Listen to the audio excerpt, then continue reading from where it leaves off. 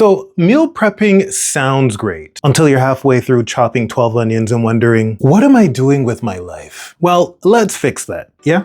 Today, I'm giving you 5 meal prep tips and tricks that'll save you time, sanity, and maybe even a few tears. What's up, everybody? I'm Andre, and this is Edible Knowledge, giving you the what's what of food from around the world. Tip number 1, cook once, build twice, or 3-4 times. Instead of prepping 5 completely different meals, make base ingredients that you can mix and match. Roast a tray of veggies, cook up a grain like bulgur or rice, and grill or bake your protein of choice. Et voila, you have options. Buddha bowls, wraps, stir fries, even soups, all from the same building blocks. Think modular meals, not clones. Tip number 2, try the 2-2-1 container rule. Here's a system that may work for you. 2 big containers for bulk items, 2 medium for sides or snacks, and 1 small for sauces. It keeps your fridge organized and your portions flexible. Plus, your Wednesday lunch won't taste like cardboard. Tip number 3,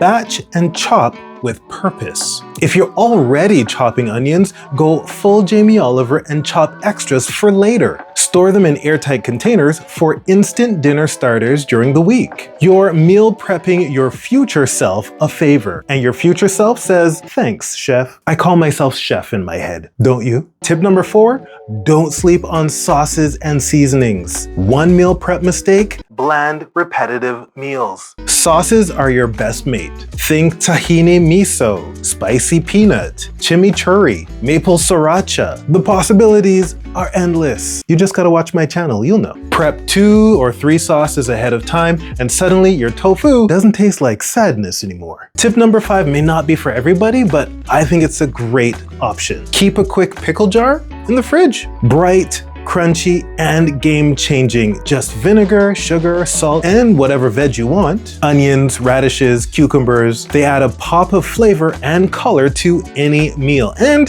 they make you look fancy. Admit it. And there you have it, 5 meal prep tips to make your kitchen work for you. Which ones are you trying this week? Let me know in the comments. And if you found this video helpful, don't forget to like, subscribe, and share this video with a friend who still eats cereal for dinner.